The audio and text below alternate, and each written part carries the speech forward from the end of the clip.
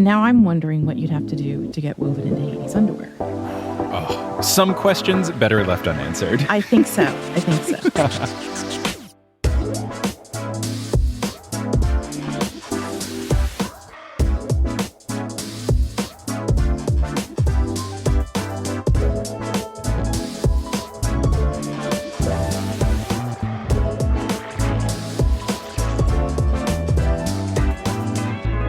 What's good? Thank you so much for tuning in to another episode of The Newest Olympian. My name is Mike Schubert. I am the titular Newest Olympian. I have never read the Percy Jackson series as a kid. I'm a 29-year-old man doing so now. I'm on an effort, a quest to see if this is a book series we've all been sleeping on, and I'm not on this quest alone. And today we're on a fun, special, different element of the quest that we haven't done before, but I'm really excited to do, and it's something that I hope we can continue to do as these themes continue to develop over the course of this series.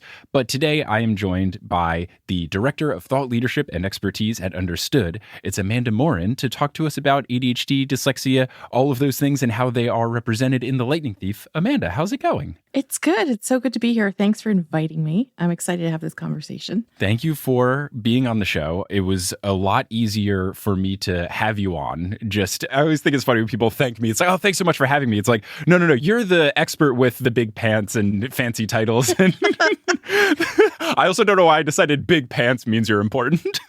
Well, I'll just be honest here. I'm also somebody who's read the series, enjoyed the series. Yes. Not going to ruin the rest of it for you. So we'll just have a conversation about The Lightning Thief today. Exactly. And that's what's important. We just did an episode with our folklore and mythology expert, Dr. Moya McTeer, and she's read the series. So that's an important thing because this is a very important conversation for me and the listeners at home to learn about all of these topics that come up in the first book, but in a way that doesn't spoil any of the future books. So I think that's very fun and exciting. Yes. Just before we get into some of these specific mentions of ADHD and dyslexia in The Lightning Thief, I guess, do you want to just talk a little bit about Understood and your role there and your history with doing this sort of work and writing and all that? Sure. So I'll start backwards because I think it's easy to tell you where I come from educationally to then talk about Understood. I've been in education for 20-something years. I started out as a teacher and an early intervention specialist, so worked with kids with disabilities for a very long time and parents. And then I moved into writing for parents and teachers.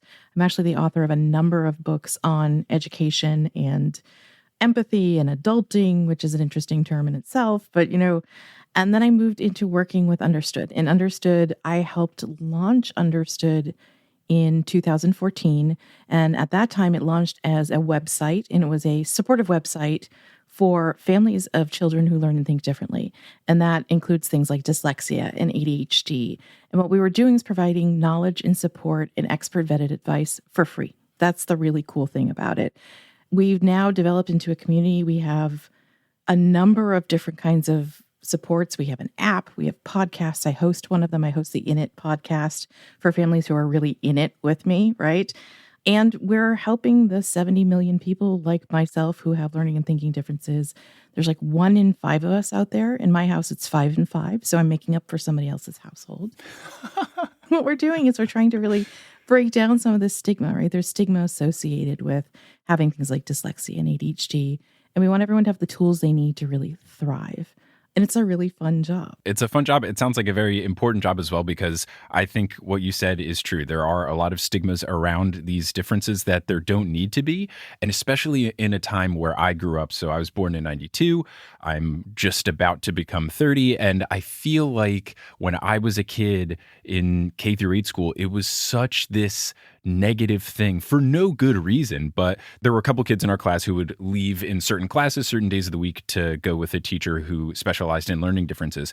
And it was just such this like taboo thing for no reason. And it was one of those things that like at the time I didn't even think about it. And then now looking back, it's like, why did we all think that it was such this horrible thing?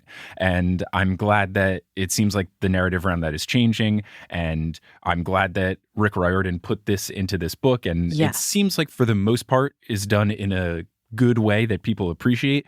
It's impossible to please everyone, and there's some people that I know that don't like the way certain things are done, and that's what we're going to get with these references here. But Yeah. I think it's an important thing, and I'm glad that the conversation is moving forward, and groups like Understood are doing things to further that, because we should all be in a different place than we were, and hopefully we keep moving forward with it. Yeah, and what's really cool about that is we've moved from a place where kids are being pulled out of classes and going to special classes, where we're now seeing more and more kids just being included in the general education classrooms. Yeah. And it's just part of the classroom, right? And so all teachers are seeing this in their classrooms and really having to support kids in unique and unusual ways. And all kids need unique and unusual support, right? Yeah. So getting into some of the specifics, I think we'll first talk about how ADHD is referenced in the books and whether or not you think it was done well. Then we'll get into dyslexia, and then we'll get into some of the things where both kind of come up at the same time. Sure. So the very first mention of ADHD comes, at least in my edition, on page 17,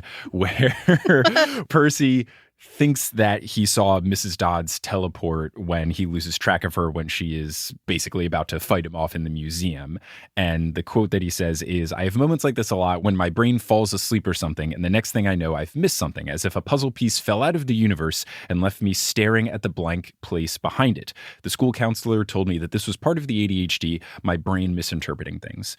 I like the way it's described with the puzzle piece thing, because I think that can help put into perspective for someone like me who doesn't deal with ADHD, how I can kind of conceptualize it. But is the line from a school counselor saying that his brain misinterpreting things, is that the correct way to say it? That feels strange. I don't think I would say misinterpreting, right? So I get the point there. And I love the way it's described, because what it's describing is sort of this blank space, right? There's this moment in time that he can't account for.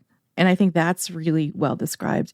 I think the term misinterpreting is a little misleading here, because it's less about misinterpreting and more about the brain sort of just like being inattentive for a moment. Mm-hmm. It's not that what he saw was misinterpreted. It's just like, I think what's being described here is Percy was just sort of floating off in his own place for a moment. And when he tuned back in, so to speak, he didn't know how to make sense of what he was seeing. So I think it's more about that. Where'd you go? Somewhere else in your head for a moment, than misinterpreting what you actually saw. Right. And would you say that, just to describe ADHD, if someone, just in case people are unfamiliar, if someone was just like, hey, what's ADHD? What would be a good way to describe that? Because I think that can be a nice baseline before we get into further discussions. Yeah. That's really helpful, right? It's really helpful. So I'll start even with just the basics. ADHD stands for Attention Deficit Hyperactivity Disorder. I want to be really clear in saying hyperactivity is a word that a lot of people get kind of touchy about, because it sounds like, people running up and down corridors and jumping off the top of playgrounds and things, right? You drank 3 bottles of Mountain Dew. Yeah. Right. And so it really just means overactive, right? And in a lot of ways, kids and adults who have ADHD, if they have the hyperactivity component of ADHD, they're overactive. They're moving really fast. Their brain is moving really fast. It's like they can't put the brakes on, and that's neurologically based. It's how the brain is wired. But some people don't have that hyperactivity type. They have just the attention deficit type ADHD, which means they are having trouble focusing, paying attention, sort of tuning in to what's around. So a lot of times you will see sort of this daydreamy thing, or you'll be able to say like, wait, why aren't you paying attention to me? I just asked you a question. Where are you? Kind of thing. And then there are people who have both. It's a mixed type, right? So you might see all of those things together. It's really about focus and planning and attention and being able to self-regulate. So that's a lot of information at once, but I think it's helpful to know how vast the symptoms can be. They can be really different from person to person. Mm-hmm. Is what you described with not having the hyperactive component, is that ADD or is that different? So it used to be called ADD. Okay. Yeah. So now it's called ADHD inattentive type. Okay. ADD has sort of fallen out of the vernacular for diagnosis. Okay. But you're exactly right. Like that's exactly what used to be called ADD. Okay. I didn't even know that. We're learning. Good. Yeah, good. And something that we actually, when we were prepping for this call, something that we ran into that I think would also be good to establish here is just the proper language around it. So is there a correct way to say, is it someone who has ADHD? Is it someone with ADHD? I know that you've mentioned to me that some people like to use the term ADHDer. Is there any right answer, or is there a wrong answer we should avoid? I know that sometimes is easier to answer for these questions. So I think the wrong answer would be, I wouldn't say he's ADHD, right? Like, so you don't call somebody ADHD. He is. They are. Right. Yeah. Yeah.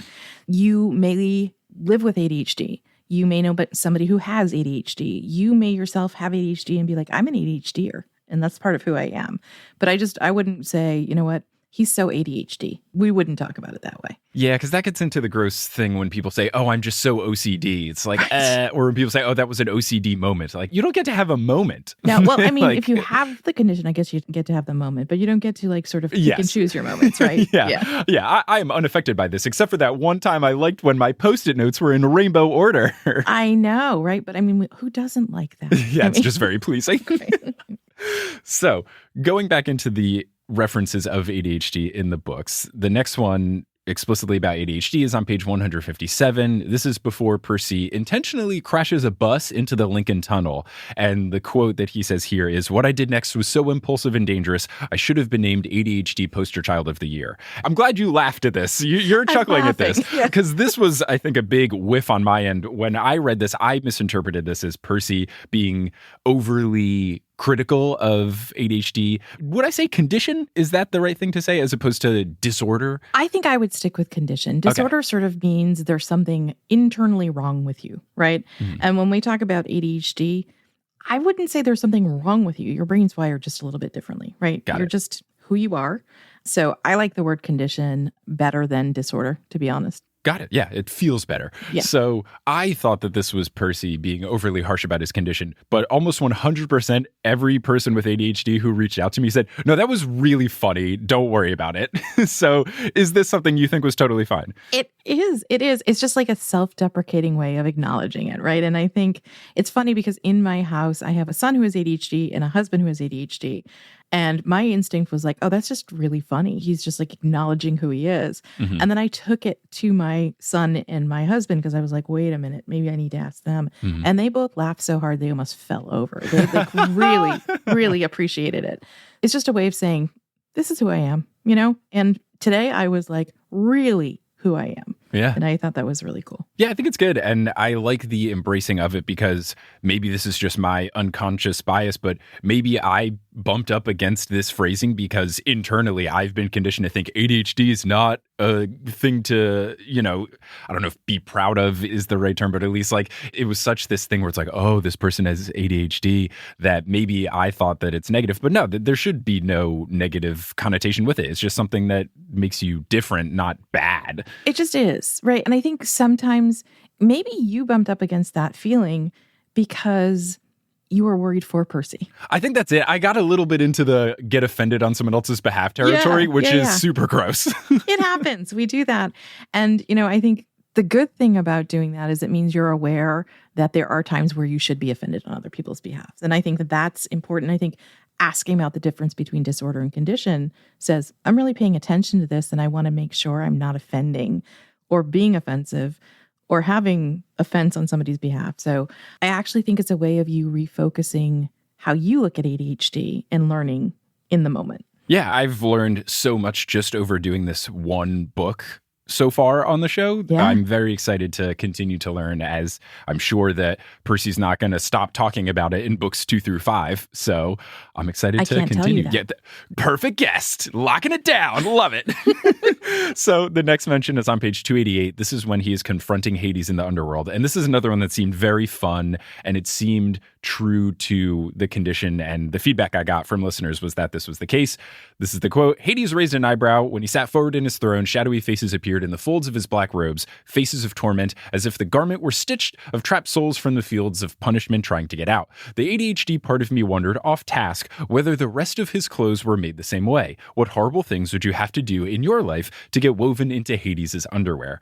So my question here is this a common tendency of someone with ADHD to just kind of take one thread, no pun intended, from a discussion conversation and then just kind of run off with a tangent and think very intensely about something that might not be the quote unquote point of the discussion? Oh, totally. Totally. It totally is. And the interesting thing is that it's not intentional. And I think I want to make that point really clear. It's not intentional. It's just sort of this, we talked about overactive earlier, and it's an overactive brain function where your brain's running in 13 different directions at the same time. And a lot of people with ADHD are following all of those conversations in their head to the end, and then they have to find their way back to where they started. Okay. If you ever had a conversation with somebody with ADHD, sometimes they're frustrating and wonderful at the same time because you learn all of these things along the way.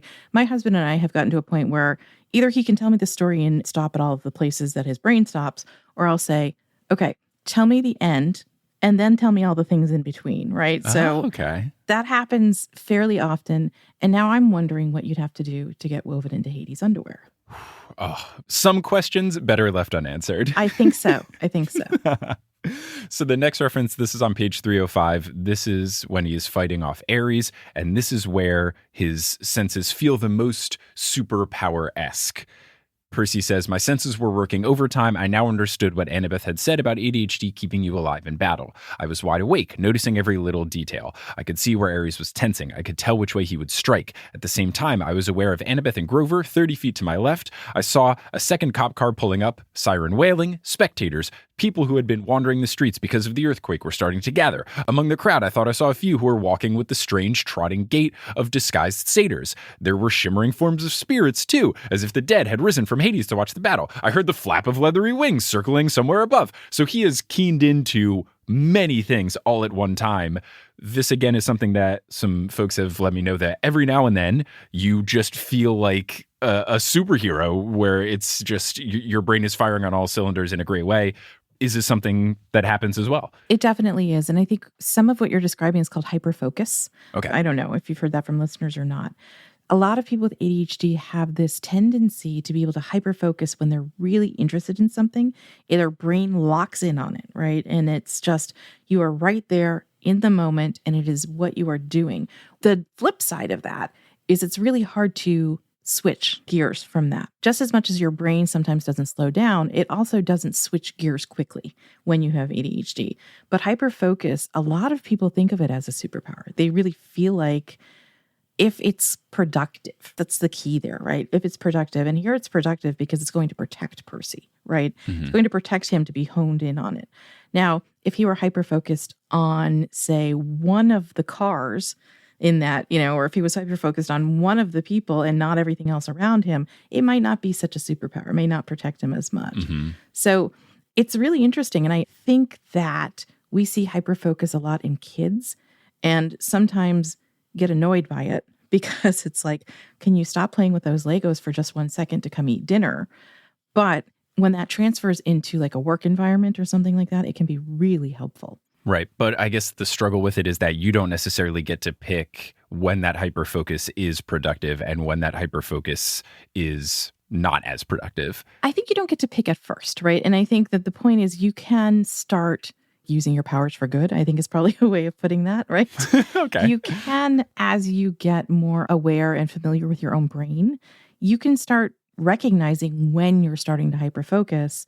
And a lot of people will, find ways to accommodate, or they'll make sure they set a timer or something so they're coming back to a different task.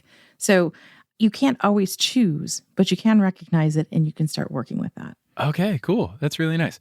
Something that this reference, I think, leads to a good conversation that I wanted to have here is, I think, something that is not as universally accepted or rejected, something that I've gotten different feedback, pro and con, is the entire superpower nature of how these things are discussed in the book. So ADHD and dyslexia being, I don't know if written off is the right way, but at least the justification for them is, oh, you're a demigod, that's why you have these. Some people I know really enjoyed it because as kids, they got to say, oh, look, this is something I don't have to be ashamed of. Now I get to say, look, this is a superpower.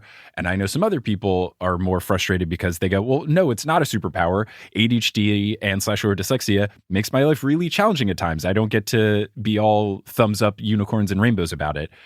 How do you feel about that dynamic of how these are introduced and how they manifest in The Lightning Thief? So I think that the historical component of why this book was written matters here, right? And I'm sure you've talked about this. I'm sure you know this, that Rick wrote this book for his son who has ADHD and dyslexia, right? Mm-hmm. And the cool thing is what he was trying to do was to say, like, this is not all bad. This is something that can really serve you well in life. And don't believe all of the people who say, ugh, this is a bummer and you're never going to be able to do anything and that kind of a thing. So one of the things that I think about when we use this phrase and say it's a superpower is I think that it has empowering qualities to it. It has the ability for people to really see something great in themselves and think that this outside of the box thinking, this creative thinking, this nonlinear way of looking at the world really has benefits to it. But the flip side of that is if everybody thinks it's a superpower, it's really hard for people to believe that you need support. Okay, yeah. So it's this idea of being able to keep both in your head at the same time that sometimes it can feel like a superpower. And that's how you can get through. And also, it means that other people hold you to the same expectations as the rest of the world. And that's important because high expectations, I think, are really important for people with ADHD and dyslexia because they're just as capable as anybody else, right?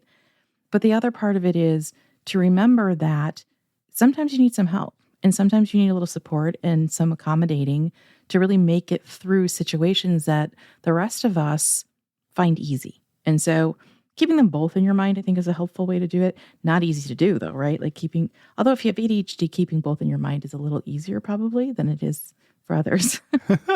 Yeah, I'll have to see how this continues to develop over the course of the book because so far all we really did was get familiar with how Percy thinks a little bit differently and then see how it's used in the hero type setting. I think a good thing that could help make people realize that it's not always a superpower is if there are points later in the series where his ADHD is a bit more frustrating as opposed to look at me taking note of 12 things at the same time. I think that would help keep people in the frame of reference. Oh, right. This isn't always the super great thing. Sometimes it is a bit of a challenge. So I'll just have to see if that comes up in book 2. Maybe he does play with a Lego set at camp and he really has to get going. I mean, I think you could also just think about it, take yourself out of the superhero situation and think about any normal everyday situation. Although we're living in a world right now that doesn't have normal everyday situations. But if we did. Gosh, yeah, it's funny that the unprecedented times are just precedented now. They're just precedented. I mean, this is just, everyone says, what's the new normal? I'm like, no, this is just normal, right? This is, but think about like sitting in a restaurant, for example. So if Percy were sitting in a restaurant and he was tuned into the conversation at his table, the conversation at the next table, the conversation at the table across from him, the music going on over his head. He's trying to read the menu at the same time, trying to eat his food and have a conversation. Maybe it's not a superpower in that situation, all 12 things. Yeah, that's true. Especially if you're trying to pick between two good menu items that both sound good and the waiter didn't give you a really solid answer about which one is better. Totally. Can be tricky. Yeah, but you have to listen to the table next to you to find out. Exactly, yeah. And then ignore your own table to do that. So the final mention of explicit just ADHD is on page 334. It is when Percy is dreading the upcoming deadline where he has to decide whether or not to stay or leave Camp Half-Blood as the next year approaches.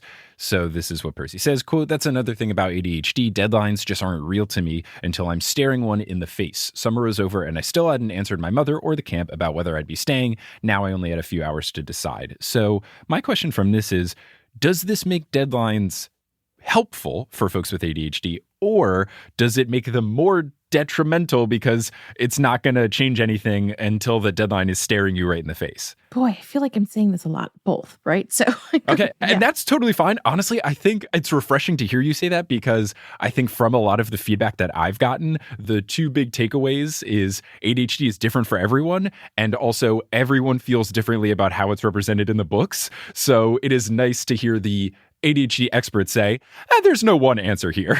There is no one answer here. And so what this is really hitting on is something called executive function. And a really good way of describing executive function, and I like the word executive in it because it's like the CEO of the brain. Oh, yeah. Yeah. So it's the skills that you need to sort of plan, organize, get started on things, figure out how to break things down into manageable tasks, right? People with ADHD often have difficulty with executive function. And what that means is they sometimes have something called analysis paralysis, which I love as a phrase. I mean, it does rhyme. That's good. Right. It's a good one. I like a good rhyme, right? So analysis paralysis is when you have trouble even thinking through how to get started with something.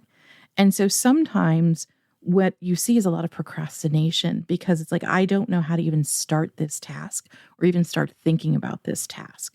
And so in that case, the deadline doesn't really matter because you're going to be stuck no matter what.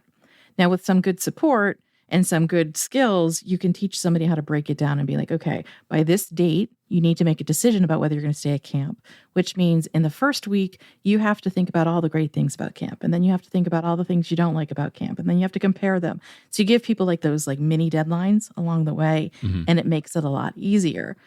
I also know people with ADHD who are like, procrastination is my sweet spot. Okay. They feel like they do their best work at the very last minute because they have to. Okay. They have to get it done. Personally, I'm a deadlines person, if nothing else, because then I know it has to be done by that time.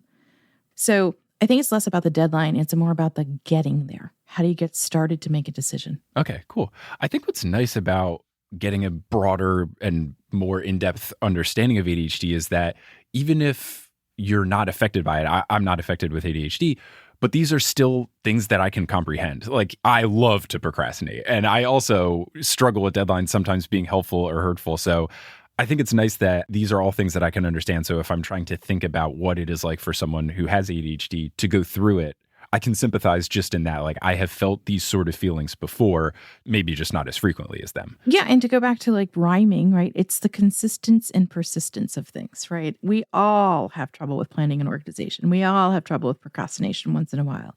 But if it's your sort of default mode, that's where it becomes a little troublesome. But, you know, if you have ADHD, you can say to a friend, do you remember like when you couldn't get it together to make a decision, you know, about where we're going to go eat tonight or something like that? Because they'll get it. They'll understand because they've had that experience before. Right. And then they can just say, that was you that one time. This is me every time I have to make a decision. Absolutely. Or most times I have to make a decision. Totally. Yeah. Okay. This is actually a really nice point where we can take a natural break for the ad reads in the episode. And when we come back, we'll talk about the dyslexia mentions in the books. Baked in transition. Nicely done. Thank you. It is only done when the recording is at 30 minutes and we are halfway through the content. So when the stars align, we make it happen. It happens with another podcaster because they're used to it. It's just easier this way because I made a whole history across 5 years of Potterless of never breaking for ads and then just trying to be like, where's the good point to break? And then just after the fact, like just making a joke of it where in editing, I'd be like, all right, it's time for the ad now. Hey. Totally. Yeah. Anyway, natural ad break now.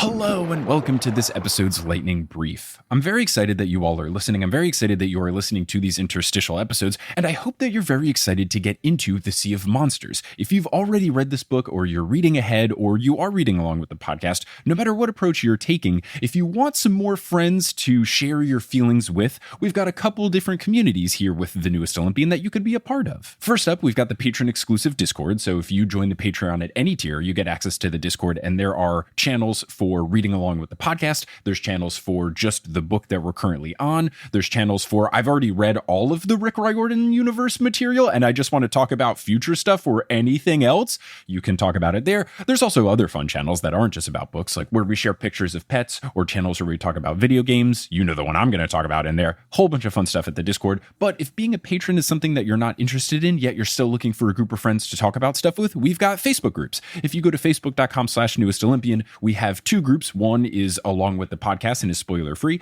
One is spoilers aplenty, and you can talk about whatever you're looking to talk about in those groups. We also have a subreddit, reddit.com/r/the newest Olympian. And on that subreddit, things are tagged with spoiler or not spoiler. So no matter what your reading approach is, you can contribute to the discussions that fit where you're at in the story. I mentioned the Newest Olympian Patreon. I want to thank the folks who have gone to thenewestolympian.com/Patreon and joined, and they are supporting the show. And now, in addition to getting all of the wonderful digital rewards like bonus episodes and director's commentary commentary, monthly live streams, I've been sending out stickers, and soon I will be sending out pins, and I'm very excited about all of these things happening. But let's give a shout out to the newest members of our team. Shout out to our newest Mega God tier patron, Peter Johnson, which, yes, you can tell by my pronunciation that is written in all capital letters with 4 exclamation points. Shout out to our newest Super God tier patrons, Elizabeth Bryan, Bethany Ayers Fisher, and Kim. Shout out to our newest God tier patrons, Ellie Hussey, Maya Saunders, Robin Gelsheiser, Alicia, Kathleen DeHert, Nicole Thorson, Stefan Marquez, and Abram Riggs. Shout out to our newest Demigod tier patrons, Helena M., Jean-Philippe Hainault, Emmer, and Allie and Leroy. And finally, a name correction for Agu Mame. Speaking of support, I want to thank Multitude for having us as a part of the collective. There's a bunch of other fun podcasts that Multitude makes, and I make a bunch of them. One of the ones that I helped to create is Horse. Horse is a basketball podcast that I co-host with my longtime friend Adam Amawala, and we talk about just the entertaining elements of the NBA and the WNBA. So we just talk about player drama, Twitter beefs, stuff that's happening currently in the leagues, wild stories from the past. We are right now in the middle of WNBA free agency and the NBA trade deadline. There is so much drama abound. It is the perfect time to hop in, and we tailor the show to be accessible towards folks who already love basketball and are already very familiar with it, or folks who have no idea what's going on with basketball. We present it in a way that is open to all. We are actively trying to break down the gatekeeping that is in sports to prove that sports doesn't just have to be for dude bro sports heads. It can be for nerds like us. Our most recent episode features an interview with author Chris Herring, and if you have any sort of interest in writing, even if you don't care about basketball, it's an incredible interview just to hear all of what goes into writing a book, especially one that involves lots of interviews and historical research. Just fascinating to learn that process. I think you'll like that episode even if you don't care about basketball at all. So you can listen to Horse wherever you get your podcasts by searching for Horse in your podcasting app or going to horsehoops.com. Episodes come out every other Monday. I'm very biased, but I think they're really freaking good. And finally, before we wrap up here, you're going to hear words from a few sponsors who make it feasible for me to be a full-time podcaster. Some of these ads will be read by me, others of them won't. The ones that are not read by me are inserted locally, so if you live in Gibraltar, don't be surprised if you hear a Gibraltarian ad. And once those ads are complete, we'll get back to this episode of the newest Olympian. And we're back. Wow. So now we're going to talk about the mentions of dyslexia in the book. The first of which comes on page 83, where Percy sees Annabeth reading a Greek book. Narrator Percy says, quote, I tried to see what she was reading, but I couldn't make out the title. I thought my dyslexia was acting up. Then I realized the title wasn't even English. The letters looked Greek to me. A very fun joke. I mean, literally Greek. There were pictures of temples and statues and different kinds of columns like those in an architecture book. This initial reference here, it felt less like a description of dyslexia and more like a hint that Percy has an innate ability to understand ancient Greek. I will say, I think people generally, from the feedback I've gotten, are less pleased with the dyslexia representation than the ADHD representation. So I guess first off, could you, just like we did with ADHD, could you describe dyslexia a little bit, and then we can get into how this particular mention feels? So describing dyslexia a little bit, I think, is going to explain why it's a little harder for people to appreciate how it's referenced. Okay. And part of that is because dyslexia is a little more challenging to describe. It impacts people differently. Dyslexia is a language-based learning disability. Some people have difficulty learning to read and decoding the sounds and putting the sounds of words together to make sense of the language. Some people have less difficulty with learning to read and more difficulty with some of the other components of reading, like reading comprehension and things like that. And some people, it translates into their ability to sort of express themselves in language too. So dyslexia is not as clear-cut, I would say, as ADHD, right? There's not like as clear-cut a symptomology. So I think that explains to some degree why it's hard to feel like the reference is really personal. On the other hand, we also know that like 20% of the population has dyslexia. Oh, wow. I didn't know it was that high. Yeah, it's 1 in 5. 1 in 5 people have dyslexia. That's significant. I'm going to tell you that I work with somebody who is a big fan of this podcast. Oh. She has dyslexia. Okay. When she heard I was going to be talking to you, she was just overjoyed and was telling me that she really dislikes the fact that people say, because you have dyslexia, you don't read or you have trouble reading. What she said to me is, I don't have trouble reading. I had trouble learning to read. So that was an interesting point to me. To come back to this reference around Greek, I think you're right. I think it's more of a hint, right? It's a hint that he has an ability to understand Greek. Mm-hmm. I think what it might be getting at is people think that people who have dyslexia don't see the letters, that they see them as figures or they don't see them as distinct letters. That understanding has changed since 2005 when this book was written. And I think that matters a lot, that we have a lot better understanding of the fact that it's not that the letters move on the page or they look different or backwards all the time. It's more about how they fit together and how people can make sense of them. My understanding, which could be completely incorrect, and this is kind of how it's described in a future reference that we'll discuss, is that if you saw the word create written out, for example, you might read it and then think it says crate, like C-R-A-T-E instead of C-R-E-A-T-E. Is that accurate? Like word jumbling around, or I guess letter disorganization? It's not entirely accurate. Okay. I'm going to be honest and say it's not entirely accurate. Good. I want to learn. Yeah. No, and I think that's really important because I think that's a really common, and you see it a lot in depictions in media, right? You see when people are showing you they have dyslexia, you see like letters coming off the page and turning around and things like that. And it's less about that. And it's more about like knowing where to focus your attention on the letters. It's more about being able to see, like the word create is a really interesting one because you have that CR and it makes one sound together. It's the cr, and that's unusual. So it's not easy to just like blend that together, right? Okay. It's less about that, seeing the words and having the letters missing. And it's more about not seeing how the structure goes together, not always being able to recognize the sounds and the sound components in a word.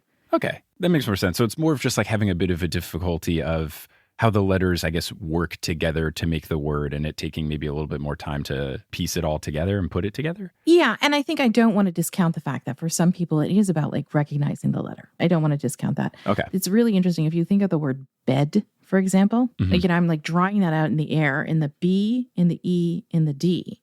Some people may not have the ability to really see the B and the D as separate because the shapes are so similar, right? Right. Those are the kinds of things that are accurate. Like, you know, you think about minding your P's and Q's. People talk about minding your P's and Q's for a reason because the P and the Q look very similar when you write them. Yeah. Okay. Yeah. I'm now thinking of every font that is frustrating. I've referenced this on the Papa. There are certain fonts that are easier to read. Like, isn't Comic Sans a great font for folks with dyslexia, which is wild because it's the much maligned Comic Sans. Oh, you know, as a writer, I have feelings about this, right? Ooh, okay. Yeah. Comic Sans is easier to read. Interestingly, Understood actually worked with a font designer to create a specific font for our site. Oh, that's so good. To make it easier to read. What a great organization. The thought that goes into it. It was so cool to be able to see that. And what we did was sort of separate out some of those, you know, like you see an A and it has like an extra little loop on the end of it. You know, we were really conscious of the fact that a letter had to look separate from the next letter. So there's a font out there called Rupert. Oh, okay. And we worked off the Rupert font with the person who did the Rupert. We worked with them to create our own font for Understood. Comic Sans is helpful. It's a lot like, so I was a kindergarten teacher and I used to teach with a program called Handwriting Without Tears, which best name for a program ever, right? Like Handwriting Without Tears. It's good. It's a lot like a Comic Sans font. And what it does is it focuses on the shapes that make up the letters. And I think that kind of goes back to the Greek, having shapes that make up letters, right? Okay, yeah. Also, I did try to Google Rupert. Is it maybe Rupert with a B? R-O-O-B-E-R-T? Maybe? It probably could be. I will let you know when I come back to that. And now I feel like that's a language-based thing there too. Maybe I heard it as Rupert when it was Rupert. Yeah, and also B and a P, just flipped upside down letter, so could be that too. Who's to say? Hello, just a quick interjection here. This is Mike from the future. After recording, Amanda did confirm that Understood based their custom font off of Rupert with a B. If you want to learn more about Understood's font, I'm going to put a link in the description of this podcast to their branding story, and there's a subsection called Font, More Inclusive Readability, and you can learn all about how that font came to be. Anyway, let's get back to this episode of the newest Olympian. So the next mention of dyslexia comes on page 106, where Percy is describing the difference between languages. He says, as the narrator, each morning I took ancient Greek from Annabeth, and we talked about the gods and goddesses in the present tense, which was kind of weird. I discovered Annabeth was right about my dyslexia. Ancient Greek wasn't that hard for me to read, at least no harder than English. After a couple of mornings, I could stumble through a few lines of Homer without too much headache. So this was something that I think that some people have pointed out as the descriptor that they take the most umbrage with. I don't know if it's actually said like this in the book at some point, but I think it's at least described to be, oh, you're not dyslexic. Your brain is hardwired for ancient Greek. You had said that dyslexia can be language-based.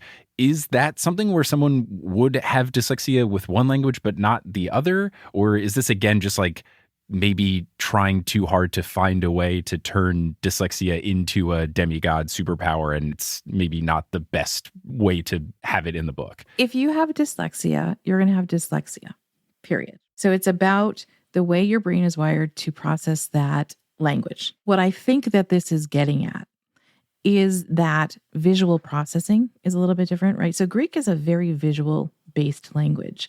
It doesn't have the same letter combinations, right? It just doesn't.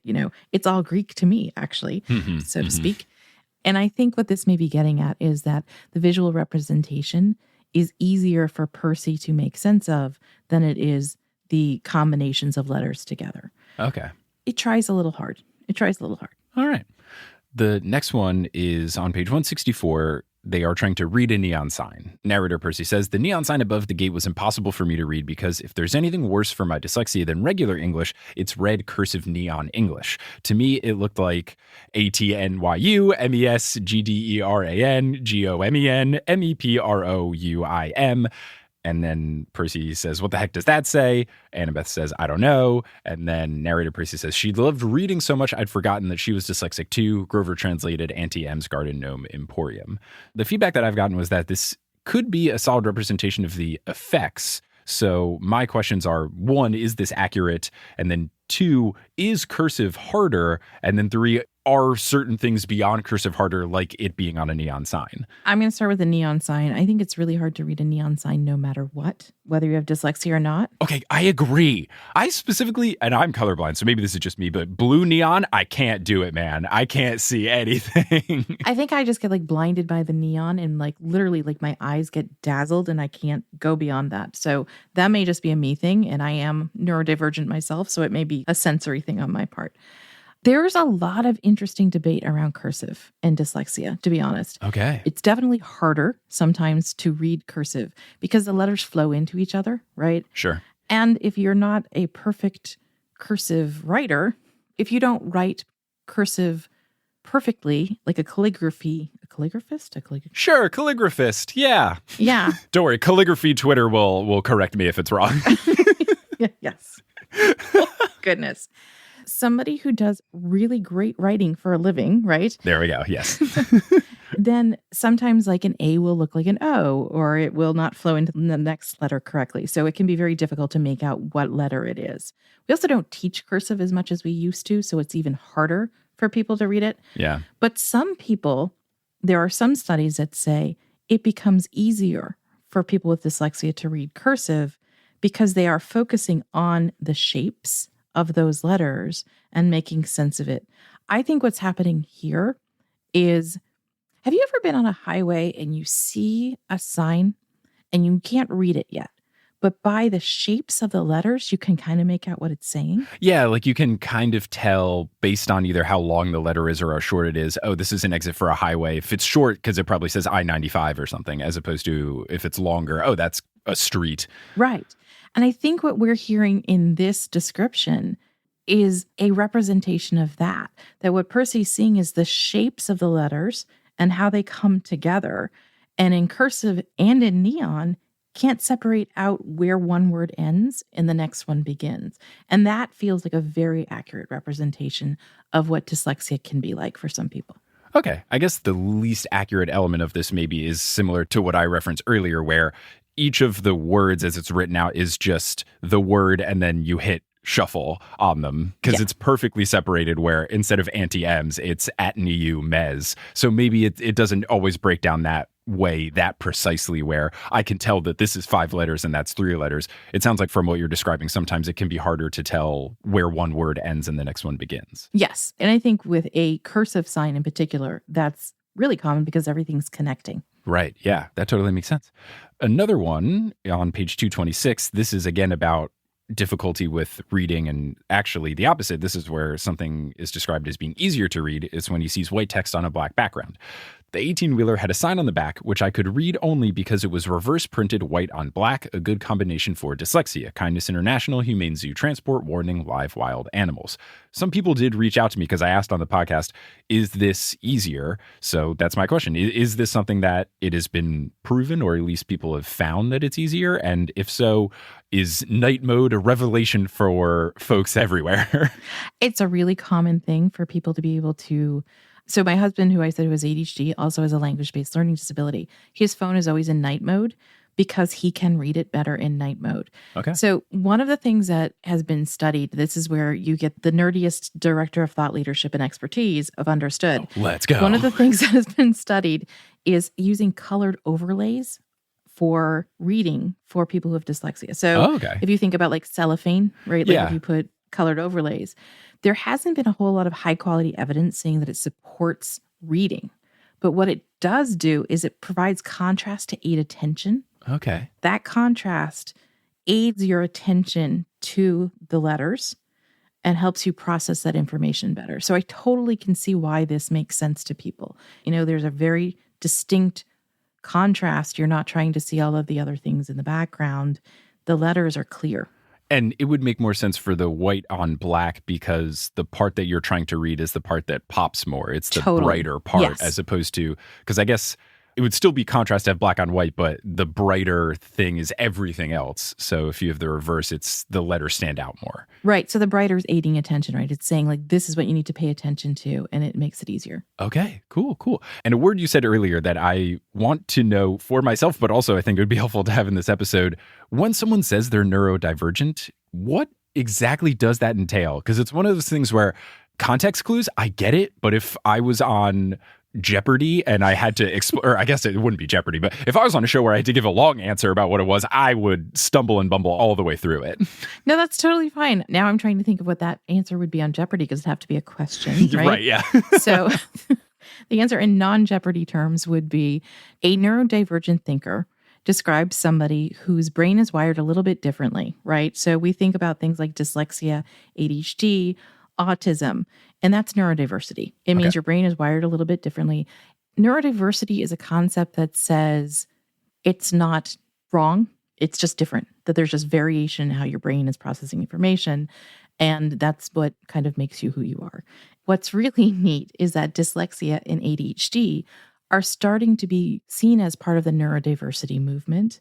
And it allows people to really relate to each other and say, I'm not the only one here. And this is something that I can celebrate. It's a little less than superpower. Mm-hmm. It's a little more like we're all wired differently. There's, variations in how your brain works.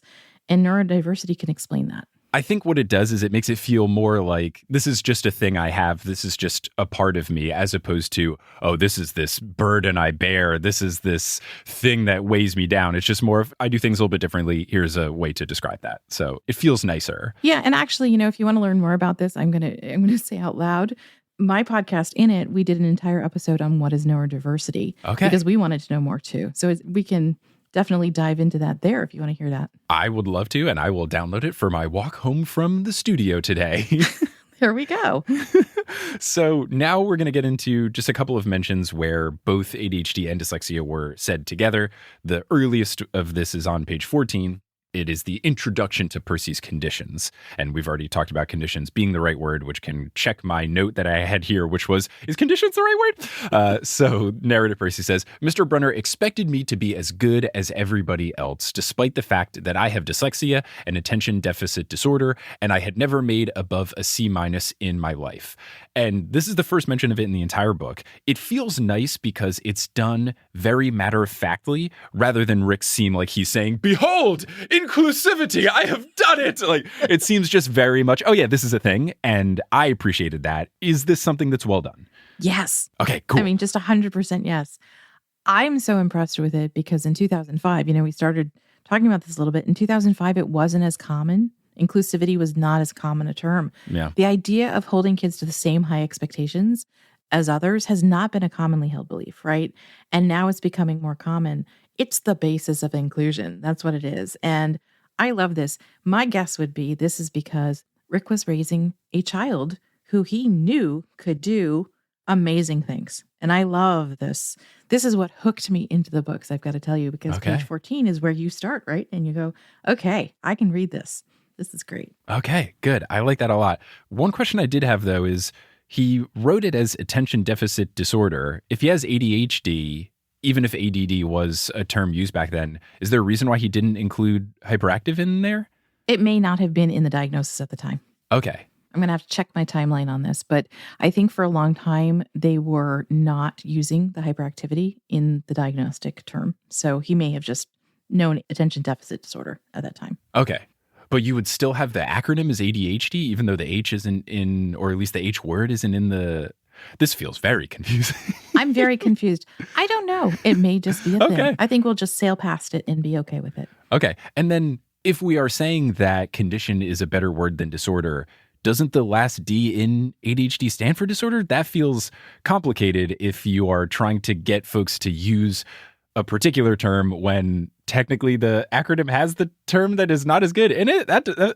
Yes. But that could also just be the medical or whoever decided it, naming it, did a bad job. Yeah, well, it's interesting, though, because I think it's a time over time thing. Okay. And you are actually bringing up something that is happening in the world right now where people are starting to think about that and thinking like, maybe it shouldn't be ADHD with a disorder on the end of it. Disorder is just a really typical term used in the medical community. So when you have a diagnosis, right, even learning disability is an educational phrase. If you were diagnosed by a doctor, you would have a specific learning disorder. Okay. So it's a word that we use in medical communities.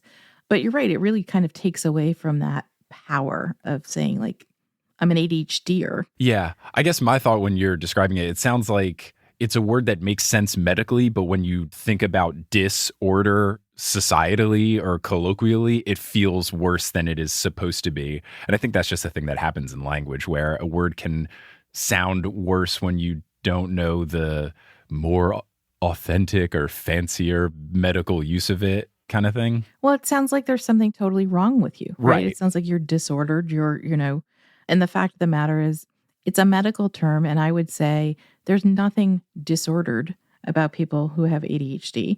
They have ADHD. They may feel sometimes like they're disorganized, but that's different than being disordered. Got it.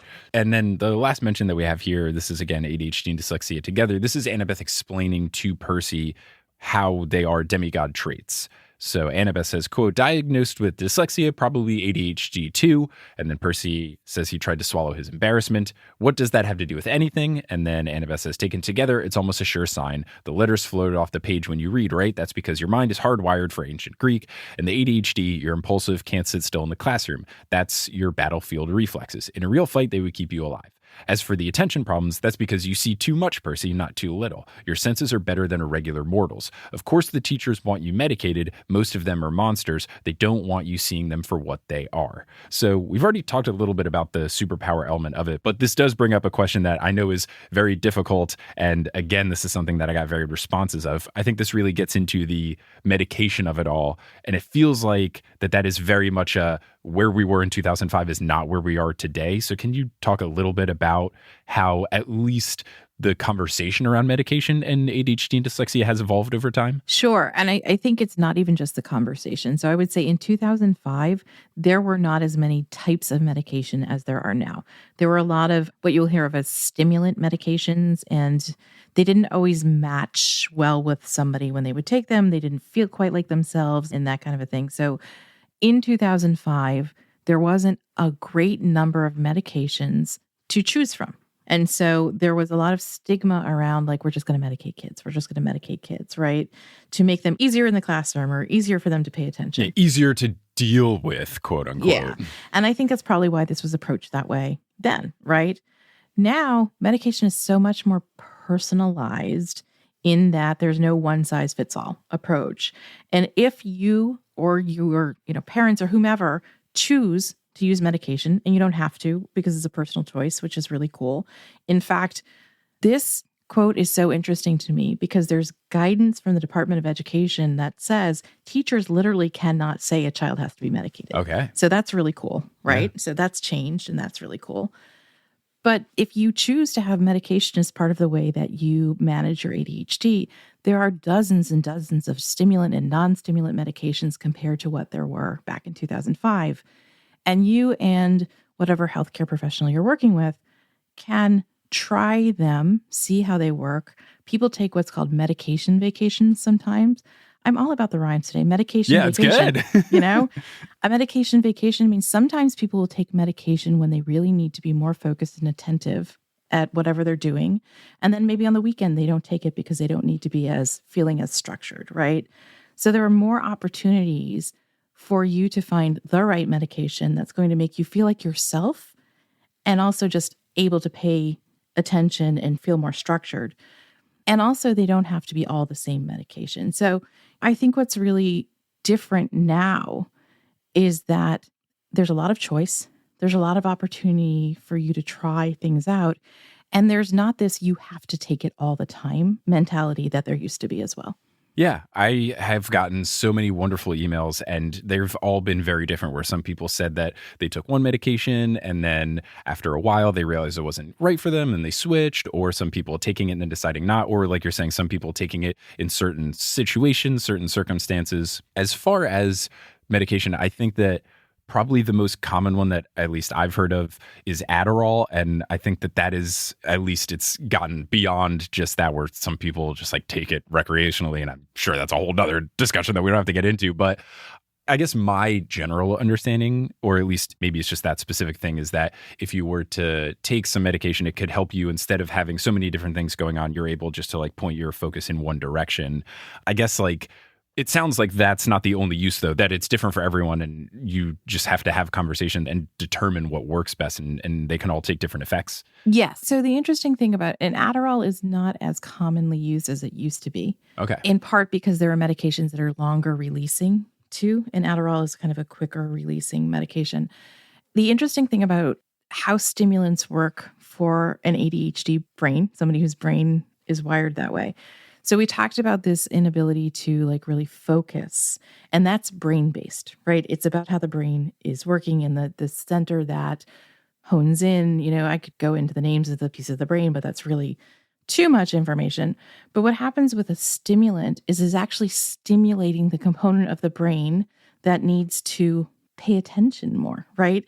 And so for those of us who don't have ADHD, it would make us sort of like really more stimulated, which is why it's called a stimulant. Mm-hmm. For somebody who has ADHD, what it does is it actually kind of calms that down a little bit. It makes it easier to focus. It's sort of like a paradoxical effect. It's the opposite of what you would expect. Okay. One other thing that some folks were telling me is that sometimes it's not even just how it makes you think differently, but it could just be a particular medication could give you side effects. Yeah. Just like with any medication, this could make you drowsy or nauseous or whatever. Is that a whole nother component too, is not only just trying to find a medication that works for your particular brain needs, but then also doesn't give you any sort of side effect that makes you feel worse in a different way or an unrelated way to your brain? Absolutely. And I think that's, as you said, it's like the same with any medication. It's weighing whether or not the side effects are worth it for the benefits, right? Mm-hmm. Do the side effects actually feel worse to you than the benefits make you feel? Yeah, well, it seems like things are improving in terms of medication, in terms of diagnosis, and then also the conversation around it. So I think, at least in this first book, I'll see how it goes over the rest of them. In this first book, it feels like Rick was a bit anti-medication.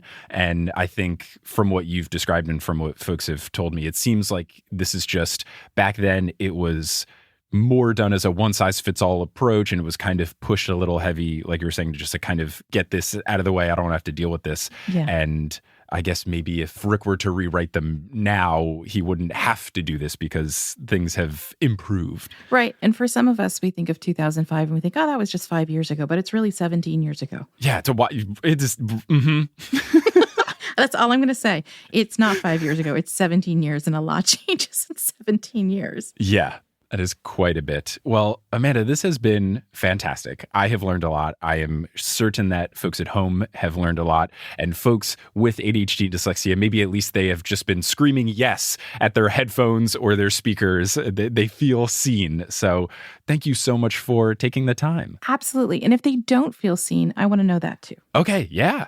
Right. As long as you are down, I am very much okay with having one of these in between every book just to see how things further develop. I would love to have you back if you are interested, because I think this has been great.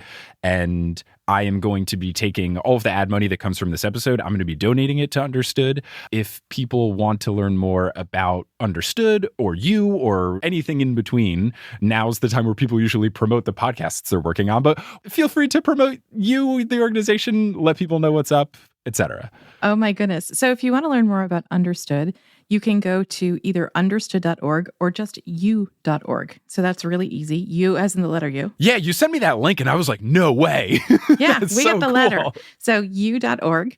If you want to learn more about the podcast, you can go to you.org/podcasts and it'll bring you to our whole podcast network.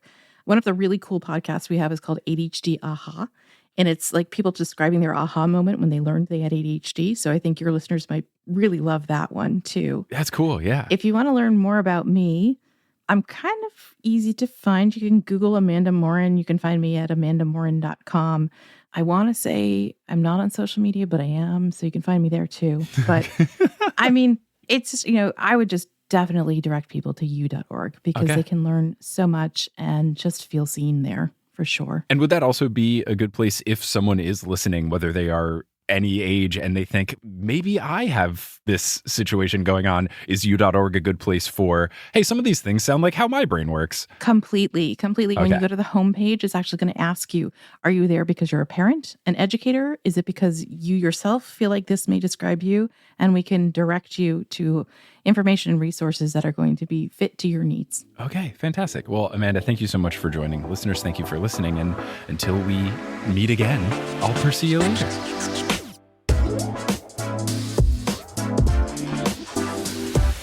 Hey, thanks so much for listening to this special episode of The Newest Olympian. This podcast is created, hosted, and produced by me, Mike Schubert. I also run the social media and the website. Our editor, Sherry Guo. The music is by Bettina Campamanes and Brandon Grugel, and the art is by Jessica E. Boyd. If you're enjoying the show, you want to support the show, you want to get access to those new stickers that we have and the pins that are coming out later down the road, you can do so by going to thenewestolympian.com/Patreon. You'll get access to a bunch of bonus content. You'll get access to our Discord. Lots of fun stuff over there. You can also support the show by getting merch. You can go to thenewestolympian.com/merch. We've got stickers, we've got shirts, we've got a pen that pays homage to Riptide. Lots of good stuff there. You can also follow the show on social media. We're at Newest Olympian on Twitter, Instagram, and Facebook. We also have a subreddit, reddit.com/r/thenewestolympian. And you can just check out our website, thenewestolympian.com. Many, many thanks to our producer level patrons: Lauda Bartova, Kelsey Gillespie, The Damn Steam Nuggets, Emma Cooey, Vicky Garcia, Ellie Hoskovchova, Veronica Bartova, Natanya Page, Haley Hastings, Robin Garcia, Frida Vikstrom, Megan Moon, Tough Beifong, Moo Productions, Don't Call Me Nymphadora, Olivia Y, Craig McRoberts, Griffin Dork, Taylor Payne, Giselle Salvador, Minka Dreesen, Can't I See We Brain, Matt Barger, Peter Johnson the Twin, Sabrina Balsiger, Mooney B, Boney Pony, Harlan Christ, Heather McMillan, Casey Canales, Polly Burridge, Nikki Harris, Tatiana Schmidt, Sandra Rose, Bridget Lowry, Aidan Lippold, Josh Sayer, Percy Blue, Josh Wilkie, Martin Anvik, Abby Ryan, Josh Clements, Angela MF, Mary Baumgartner, Shannon Yvonne Aguilar, Wise Girl, Alpacas Are Hope, Finn TZ, Ribbon Monstrosity, Samantha McNamara, Tate Sasson, Emil Oscar Thomason, Roxas 1912, Rafaela, Ashton Gabrielson, Cara Moren, Marco Redhouse, Falcon, Joey James, Christopher William Boucher, and Justin Lux. And if you want to help the show out in a non-monetary way, word of mouth is huge. Whether you reach out to someone directly who you think would like the show, or you post about it on social media, or you leave a rating and review on whatever podcast app you're using, any of those things are very helpful, and they help more people find the show, and it makes me very happy. But I'm just so thankful that you listened to this episode, and I hope you tune into our next episode where I speak with Faye Onyx about how disability was represented in The Lightning Thief. But until then, I'll pursue you later.